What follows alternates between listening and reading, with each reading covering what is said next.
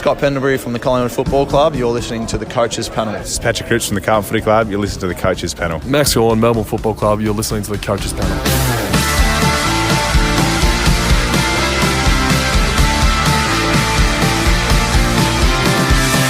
Number 35 in the 50 most relevant players for SuperCoach, AFL Fantasy and Dream Team for 2025. I've given that position to Carlton ruckman Tom De Koning.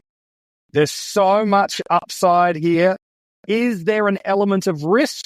And what is this season going to unfold like for him, for Carlton, for fantasy coaches thinking they might be on a cherry 2.0 type run? Okay, it's a little hyperbolic. He's nowhere priced to value, but you need that in the first 30 seconds of a podcast, don't you? Joining me on this podcast for the second time this series, and this should be a good omen for people confident in this kind of breakout option of a guy being someone you hold and dominates for a year. Last year, he held and was on the episode for Lachie Whitfield. It was the winning piece of the puzzle for him getting a top 20 finish in AFL Fantasy. He's already done Jaden Short, so bank him in. I guess Mitch Casey from the Ball Boys. We can lock in Tom De Koning now too, episode over. Yeah, well, 100% success rate is, sample size of 1. You can take that to the bank, I think. So, yeah, that's what we're all about. So I think, yeah, that was a good episode. I'll see you guys next time. All right, that'll be it. Play the music. I know. There is a ton we got to unpack, although it is a good omen we could run with. An average last year in the high 80s in AFL Fantasy and Dream Team, and 87.8 means he's priced a 900k guy for you in AFL Fantasy and basically that too in Dream Team. While SuperCoach, he's already 101 seasonal average. He's better than I think people realize until they got into their team pickers and realized he's already a triple figure averaging ruckman. And he's, as a result of that, going to set you back at $547,100.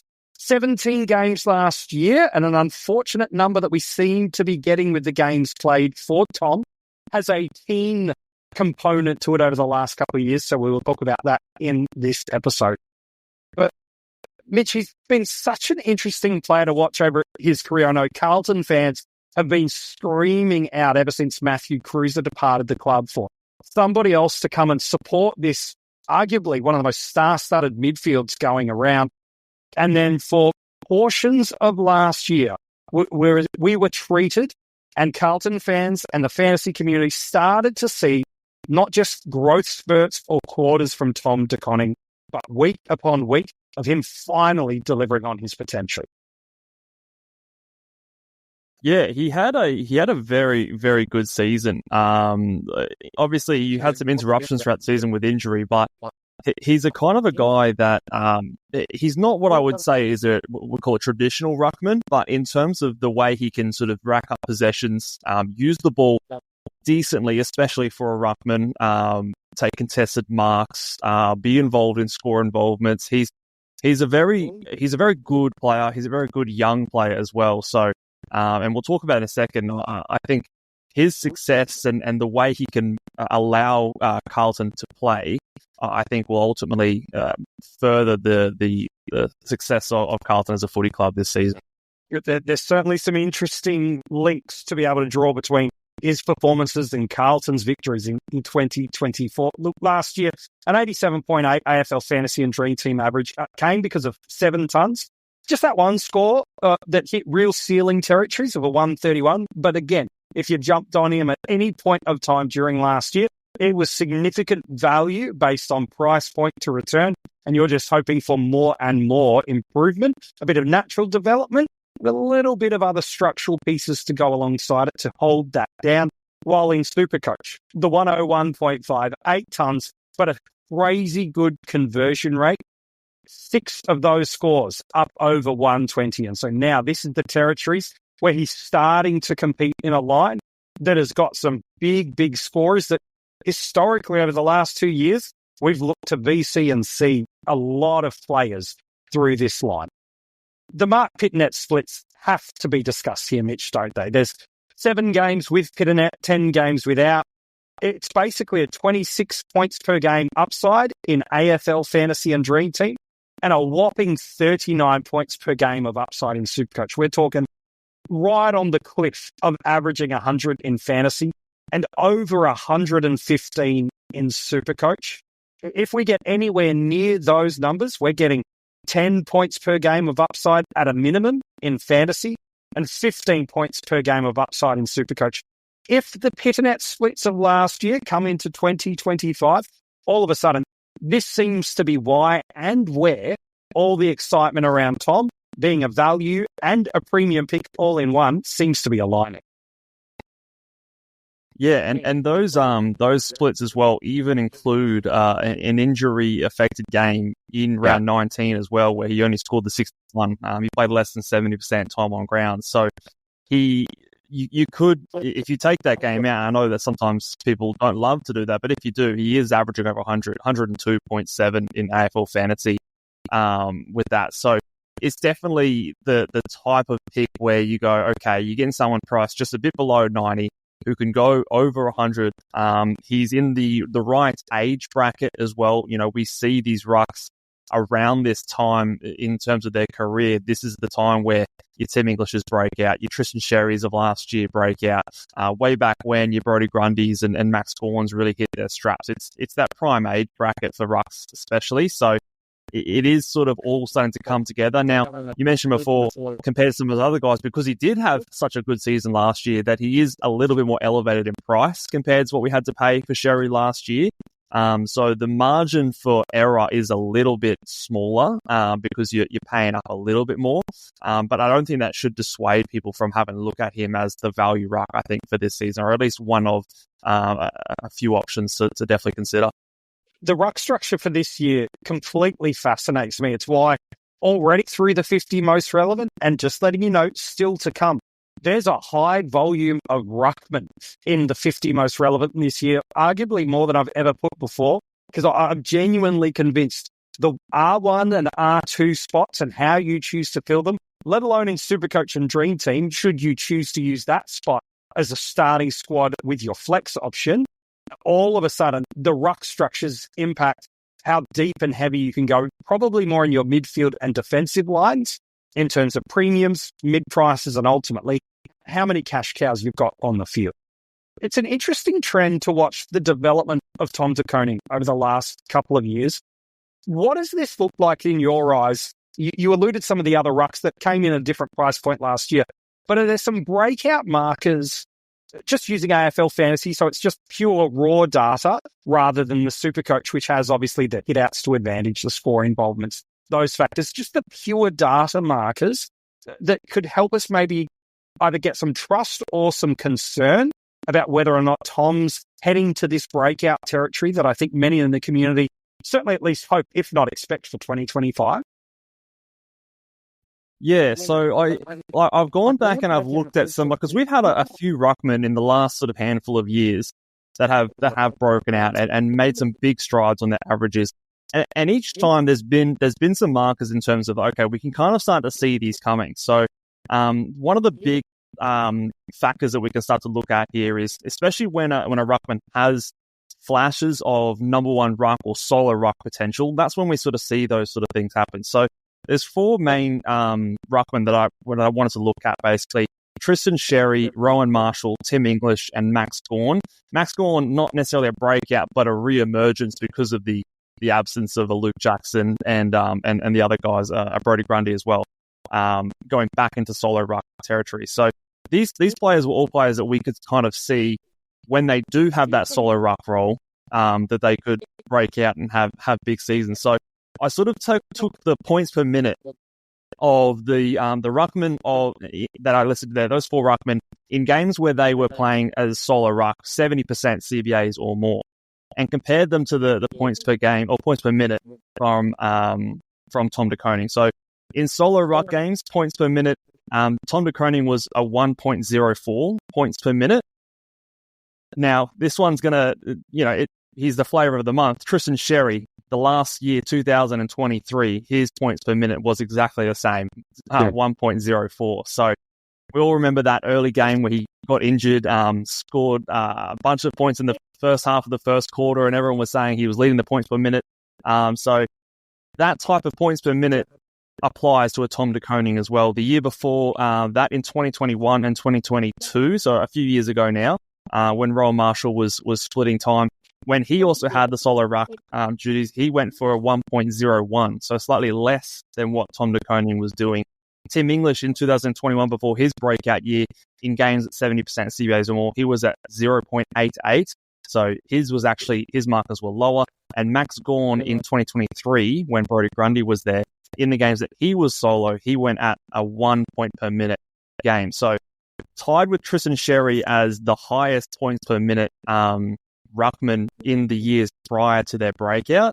Now, Tristan Sherry's points per minute last year, when obviously he went 114, he was at a 1.08. So just narrowly edging out Tom De Koning, but it is very interesting to say that when this guy's on the field and he is the solo ruck, he can definitely score up there with the very elite in this game. And that's not factoring in any natural improvement or anything like that. Like we said, for a ruckman who is still, getting a bit older, getting a bit more experience in that number one ruck role. So the markers to me are there. Whether or not he can put it all together for a full season is maybe a different question, but I think if he's given the opportunity, he has the ability to shine so far based on those markers. I think the beauty of his price point too, across all the formats, certainly more naturally in AFL Fantasy and Dream Team, where he's under that 90 marker, he's just hit that low component in SuperCoach, is still that conversation around, we don't have to retain these players' services for the 24 weeks of the year. Like, if Tom gets you to that mid-season buy, and he gives you that look and see at who are the top two rucks. Is it Marshall? Is it Cherry? Does Gawn maintain that spot? Can English rebound back? He becomes this really valuable piece that whether or not he becomes up to that top end of the tree that you alluded, and there is that pathway for him to do that, he becomes a serviceable guy across the formats, because AFL Fantasy, 2 trades a week, it feels easier to do that. SuperCoach, you've now got such an absolute abundance of trades compared to what you had 5 years ago. You've got the boosts where some weeks you can now make 3 trades per week in normal weeks, let alone in the mid-season multi-buys where that increases up to 4 if you've got a boost available to you. It's not just, if Tom doesn't become a premium, it's a bust of a year. If he just adds 5 to 8 points per game of value and becomes the pathway of seeing who is the top 2 rucks, is that a bust? Feels probably too strong a term for you, Mitch, and probably feels too strong for me to say, but is that an okay outcome if all he does is holds around his price point with maybe a little bit of upside, knowing he's got that Richmond matchup in round 1, which is good for rucks, let's be honest? Is that enough for you, or does he have to add that 10 to 15 points to really be a winning pick?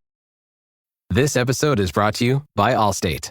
Some people just know they could save hundreds on car insurance by checking Allstate first, like you know to check the date of the big game first before you accidentally buy tickets on your 20th wedding anniversary and have to spend the next 20 years of your marriage making up for it. Yeah, checking first is smart. So check Allstate first for a quote that could save you hundreds. You're in good hands with Allstate. Savings vary. Terms apply. Allstate Fire and Casualty Insurance Company and Affiliates. Northbrook, Illinois. I think he does need to outperform his price. I think if he holds his price where he's at, I would consider it a quote-unquote failed pick. It's not a disaster. It's not going to derail your season. But when you are comparing him to the other options where you've got the other players in their line in terms of Tristan Sherry, Rowan Marshall, yes, even if they maintain their average, the difference is you can captain those guys, whereas you're not going to captain a Tom De Koning, obviously. So the value of maintaining your average at 110 versus maintaining your average at 90 are 2 different ball games, because for every point you're getting there, you're getting 2 of them. So I do think he needs to at least close the gap between those players. But remember, you can do that a number of different ways. You can have him go up in price, but you could also have those other guys fall back down in price. So in terms of the comparison, it's not just a 1-to-1. You can start to think about things happening in a different way. The upside of him going further up versus Rowan Marshall doesn't really have any more upside. There's no more, like, he already is the sole ruckman. He already has put up his career high in points per game. So there's not too much upside from that point of view, but you would just have to maintain that to still win out if they both maintain the same average, I think, there. So I do think he needs to go up. But if he does maintain, it's not a disaster. Plus, you can pivot and make other moves. He's also not in that Tristan Sherry mark where last year it takes a complete restructure to get to one of those big dogs. He's about 300,000 away from a Rowan Marshall. Look, it's not ideal, but it is doable to do a little mini restructure. Maybe it is a premium down to a mid-pricer, him up to one of those big dog rucks. It's not a break your team to fix that option compared to someone who, like Tristan Sherry, was priced in the 60s last year. If that went wrong, I think you've got some more pivot at that price point. Yeah, it's peeling down to a rookie and now De Koning up, problem solved. Like you said, not ideal, but it's not 2 weeks to get yourself there. So you're definitely not stuck in rough structure purgatory. I do want to talk about the Mark Pittonet effect a little bit more on the headache that it could bring coaches, and is that a turn-off factor in selection in a moment. But we mentioned it right near the start of this episode about how Carlton won a lot more of these games when he moved into that solo ruck spot without Mark.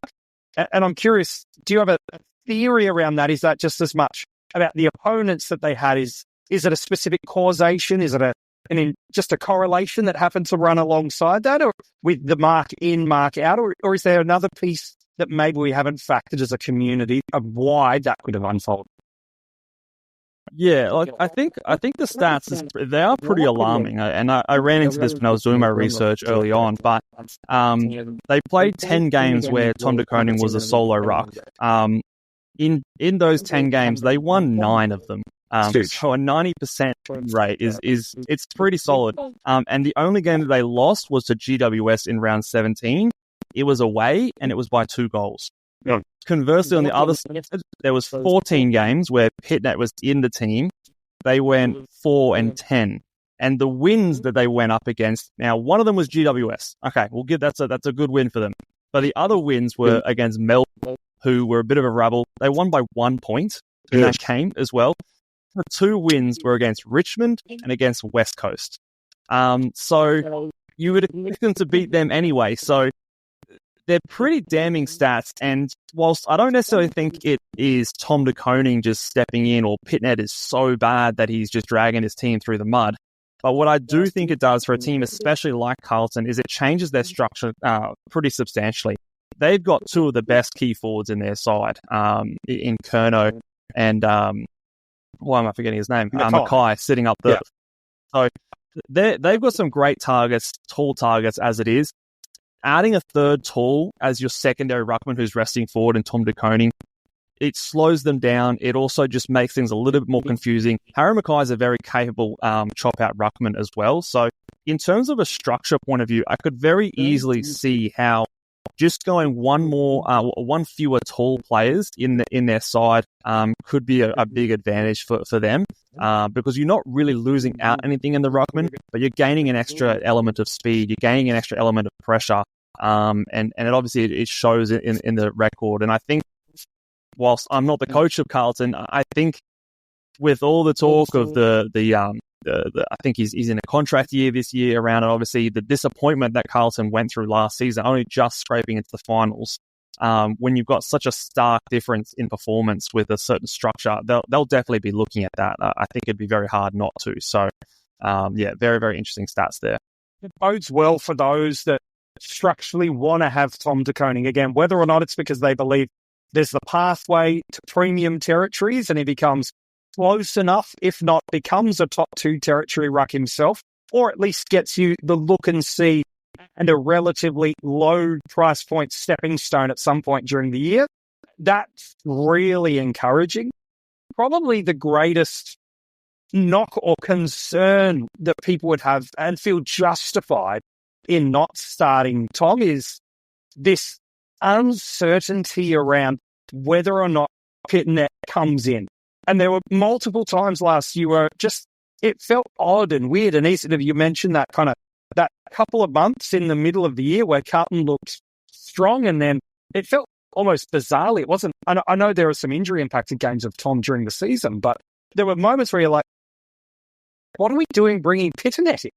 And now all of a sudden it kills TDK scoring. And that feels like that's the greatest concern and reason for people fading away from starting Tom De Koning, because all the other stat elements that you've rolled out beautifully throughout this podcast in fantasy, dream team, SuperCoach, it's value, it's upside, and it's right on the tip of becoming a top 2 ruckman across the formats.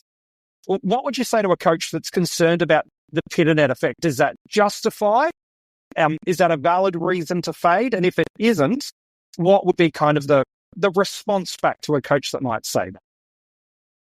Yeah, it's interesting because I even look back at last year, and Mark Pittonet didn't appear into the side until round 5.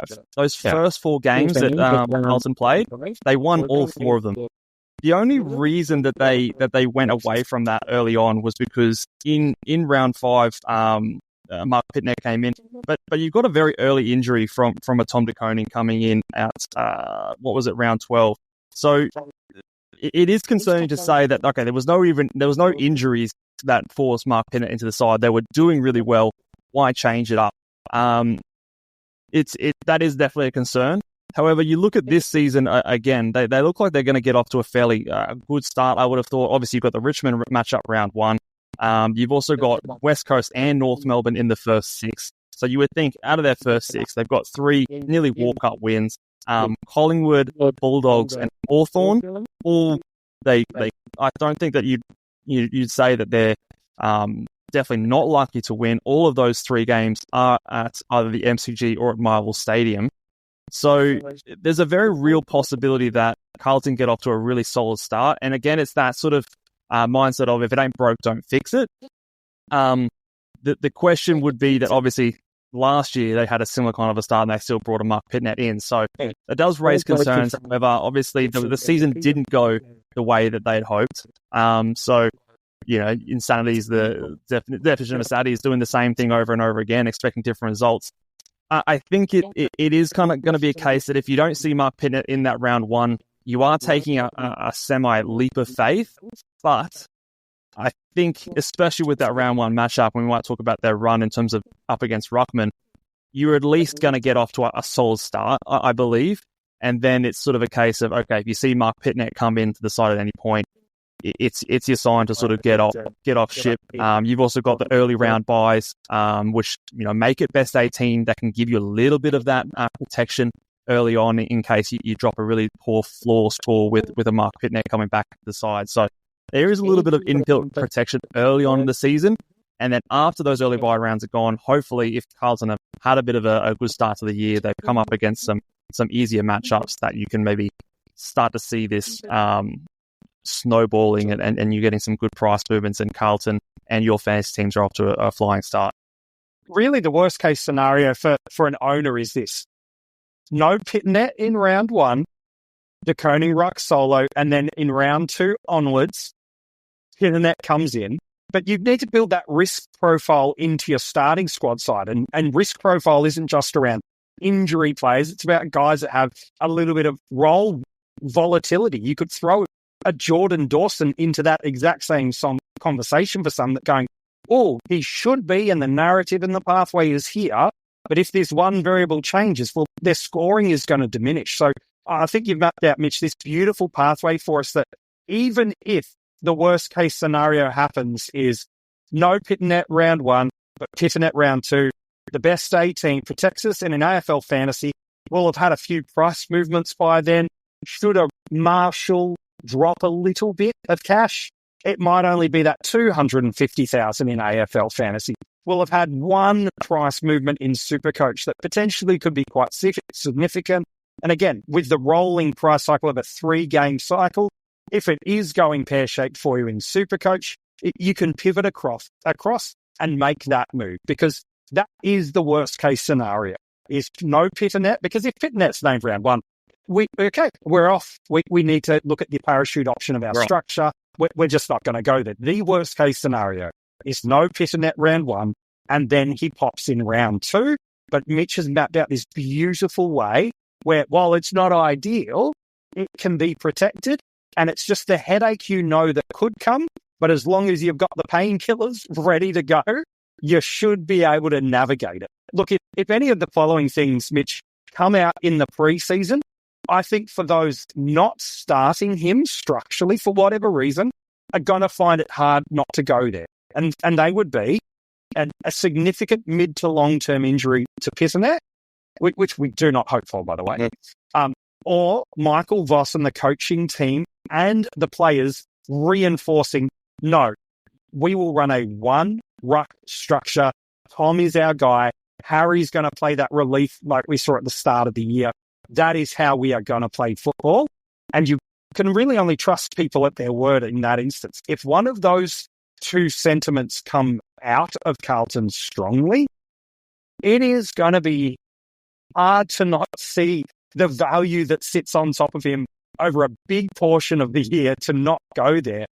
I'm curious, for those that are in the set and forget camp, and if one of those variables come, does that change a set and forget coach's mindset? Because if it is, then maybe there's some cracks in the argument that set and forget is the right approach.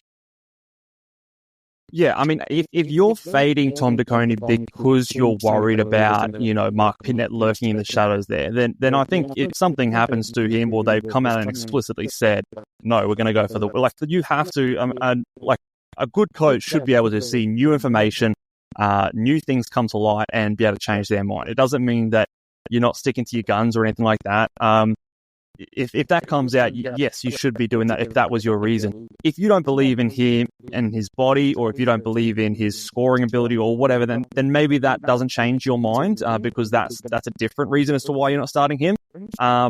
In terms of maybe you're worried about the price tag or the price point at which you're paying for, I'd question, did you start Tristan Sherry or Brodie Grundy or Max Gawn last year?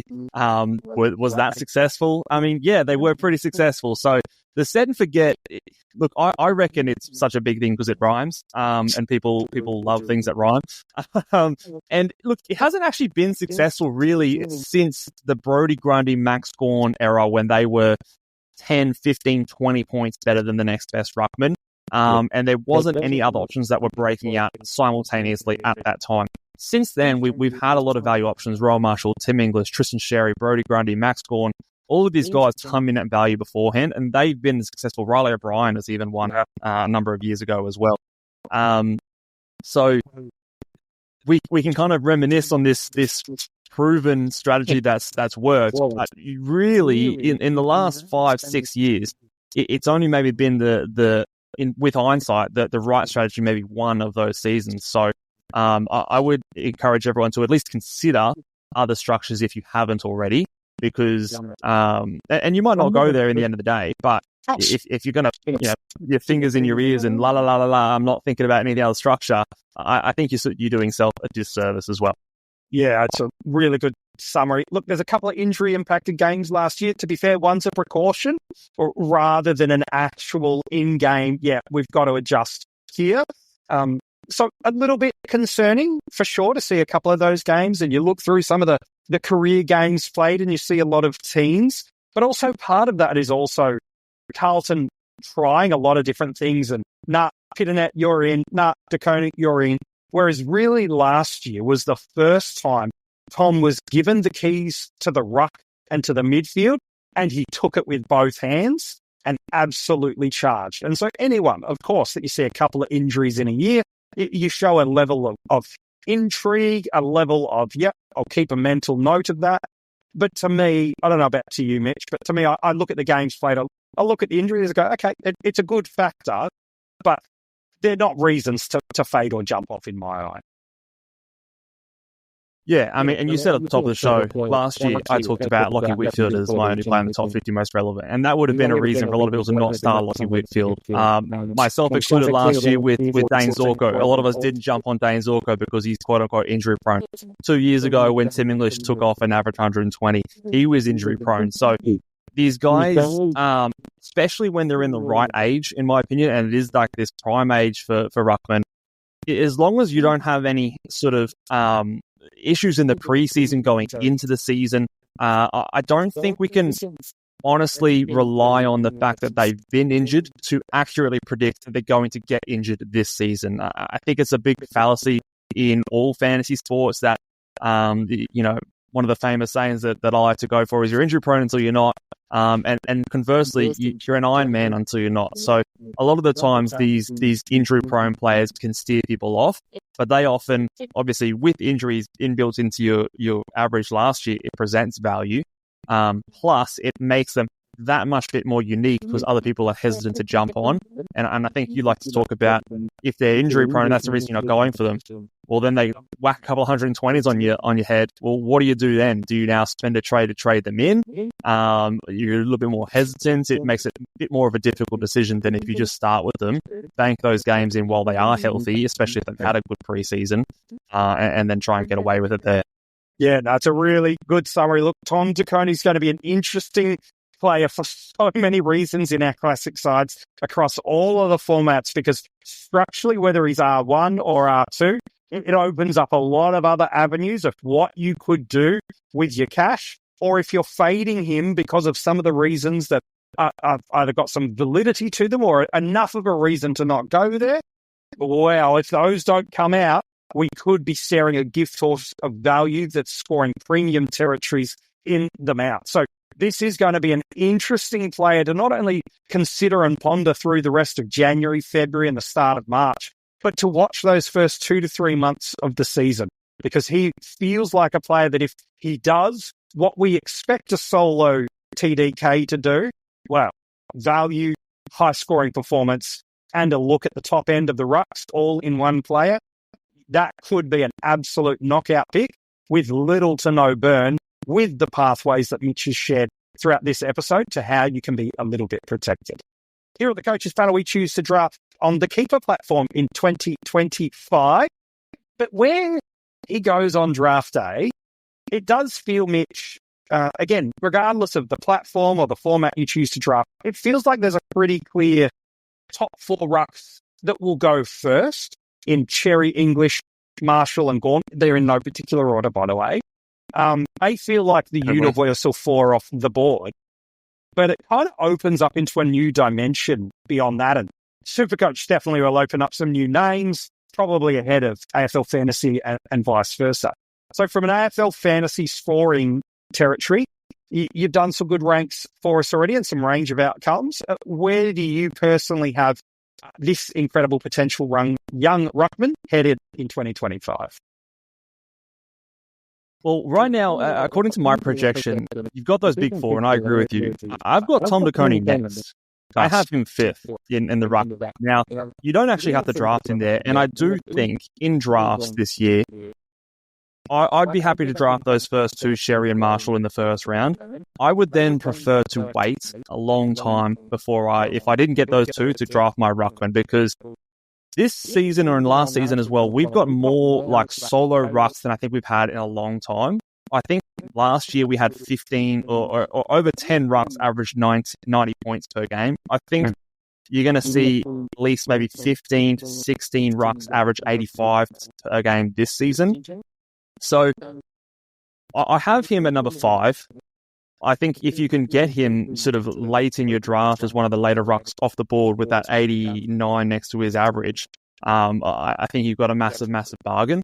So I've got him at 5, but I wouldn't be reaching early on to get him, because if someone else grabs him, oh well, I'll just grab one of his other ruckmans. I think the hunting rucks is going to be a big strategy this year, because there actually are quite a few good options that can give you 90 any given week. And I think, yeah, we've just got more depth in that position than we have than other seasons, I believe.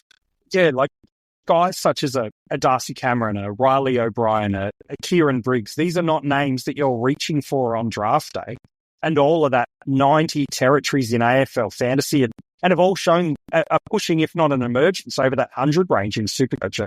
Jared Witts is another that sits in that place. So you're right. If you're reaching for rucks in 2025 outside of the first round for those 2, I think you're probably overpaying when the upside is so much in that mid to late part of the draft. That is for sure. Hey, Mitch, loving talking fantasy footy with you all of the time. For people that haven't had a chance to either play AFL Fantasy or haven't yet had a chance to come across the Fantasy Ball Boys podcast, one, you've already missed an episode of the 50 most relevant if that's the case. But two, where can we keep in touch with you? And I know you guys are pumping out the content every couple of days at the moment. Where can we have a look and a listen to that? Yeah, you can find us at Ball Boys Fantasy on YouTube and on wherever you get your podcasts. You can check us out and look at my very nice on the visual medium, or if you see my smug face, you can go and you can listen to us on the audio. I will say as well, I can't make the specific announcement just yet, but if you're an AFL Fantasy, what I like to call a sweaty, if you like to dig deep into your stats, you want to take this game seriously, stay tuned in February because we will have a very exciting announcement to unveil. Stay tuned, maybe some more details to come. So I can't say exactly what yet, but in February there'll be a big announcement, and if you're keen on your AFL Fantasy, you'll want to hear this one. So stay tuned. I am yet to hear the term AFL Fantasy sweats, but I feel like I'm going to hear it a lot throughout the month of February now. So thank you, Mitch. I appreciate you, and I love what these boys do as a podcast. If you want high quality advice, great strategy, insight, unique perspectives, and a heap of fun right along the way, what Mitch and Luke and the guys have been doing is absolutely just knockout. You've got to go check it out. If you are an AFL fantasy coach, or you just love fantasy content and you just want to hear more and more of it, this is definitely one of the podcasts. If you're not tuning into it all the time, it's definitely one you need to get onto. In a moment, I got a clue for you about who's next in the 50 most relevant. If you are watching this on YouTube, you'd see both of us are rocking the hats today. Yes, the fearless hair has been hidden. His hat might be a little bit more. Yeah, it's nice. It's not too bad from you. If you do want to let us know, if you are watching this on YouTube, what you think Tom's going to average in 2025, comment below and let us know. All the details for the podcast, for the social media links, how to get in touch with Mitch and the team. We've put that in the description of the episode, so you don't have to go too far. You don't have to rewind back to recheck it out. We've put it in the description. You can click on that link, and it will take you exactly there to watch, to listen, and to connect. And while you're in the description of this episode, you can keep in touch with us across social media. Get yourself some Coaches Panel merch if you want it, and become a Patreon. There's a bunch of different rewards our Patreons get, whether you're a breakout, premium, or a cash cow tier. There's a tier that is right for you, and a bunch of different rewards. We would so greatly appreciate your support during this 2025 preseason. All right, number 34. I think we're hitting tomorrow. This one's interesting because he did what I think every fantasy coach and fantasy content creator loves. Has a barnstorming end to 2023, giving us some flags that maybe this guy could be an absolute knockout pick in 2024. You know what? He validated and even elevated his scoring into 2024 after that stunning end to 2023. And the question we have to ask ourselves is, does this premium that was not won in 2023, but is certainly won in 2025, it's going to be hard to go up another gear.